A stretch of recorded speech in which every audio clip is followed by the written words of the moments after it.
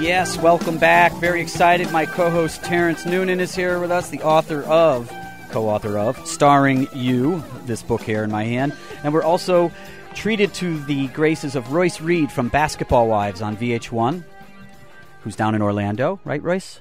Yes. Royce, somebody said, when I told somebody you were going to be on the show, and don't take this the wrong way, Royce, okay?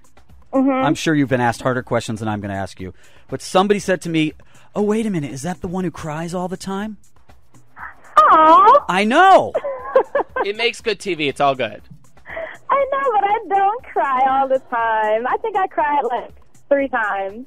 3 times, okay. Yeah, 3 times total. It definitely made a mark because this friend of mine is actually into basketball. He understands the culture and everything, and he was like, oh, I know her. She's on the show. She cries all the time.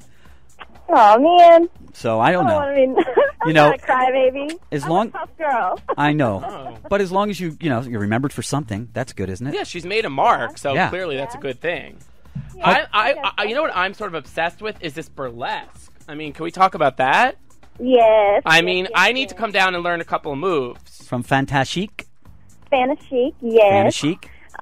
Yes. Tell us about Fantastique. Fantastique is, we are a group of women. We range from teachers, makeup artists, girls who are in school to get their doctorate. And what we do is burlesque dancing. That's primarily what we're known for, but we also do, weddings and birthday parties. And we're trained in all areas of dance, from ballet, jazz, lyrical, hip-hop, to, the burlesque dancing.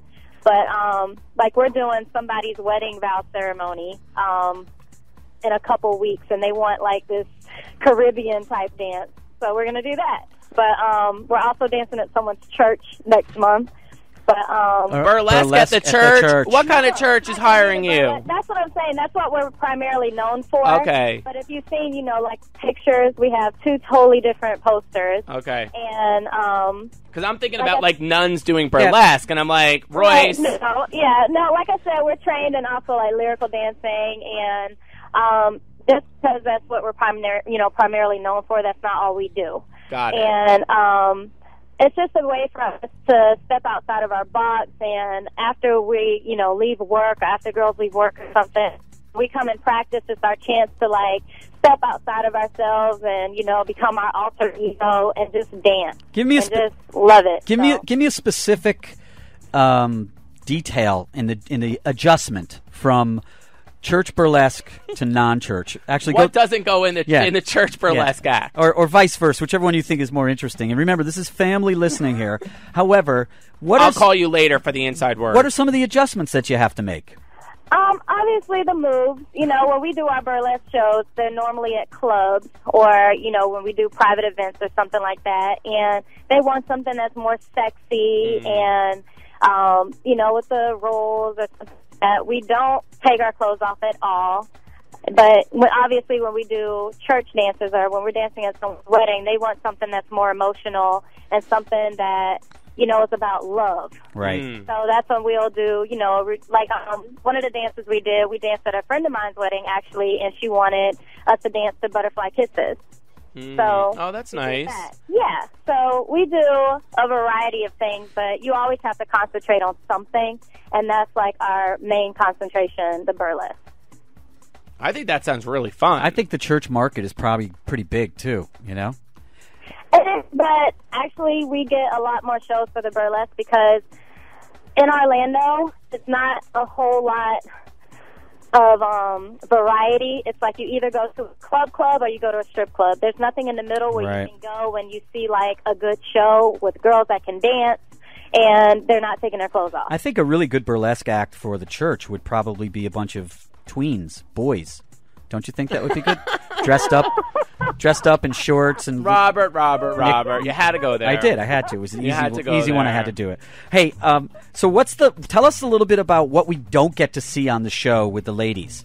When you guys I almost want to say Basketball Diaries. For some reason, that's in my head. Jim Carroll's book, Basketball Diaries. But Basketball Wives, what are some of the things that go on with you guys that we don't get to see? Are these relationships that authentic, and the interactions that you have that we see, are they real, or is there stuff going on that we don't get to see that we should see? And who do you really hate, really, is what I want to know. Yeah, that's the code. Let's get to it. Who do you hate? Give it up. No, Well, basically, what you see is pretty much how it is, with the exception of there's different scenes where I know, like right now, after Sunday's show, a lot of people are saying, oh, my God, how did they throw Gloria under the bus? And they've been talking about Royce the whole time. If you look online, they didn't show it on TV, but there's a scene where Evelyn and I actually confronted each other about the issues we had with each other. And just about, look, I don't like you, you don't like me, but this is my issue with you, blah, blah, blah, and we moved on past it. We were women about it, but we said it to each other's face. Mm-hmm. So it was a situation where they did say it to my face versus Gloria. She was all buddy-buddy with me, and we actually hung out like 3 times during taping. They only showed one, and we were talking about the kids, like going on play dates and like hanging out, and oh my God, you're a cool chick.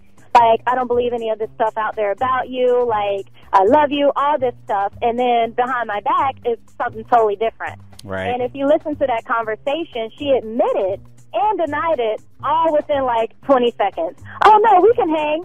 No, remember I told you. No, bitch, you didn't tell me nothing. Well, she's dead to us. She's dead to us now. We don't deal with her, right? Yeah, I don't. I'm good on that. But she was an associate in the first place, so it's like, I mean, no skin off my back, no sleep loss, so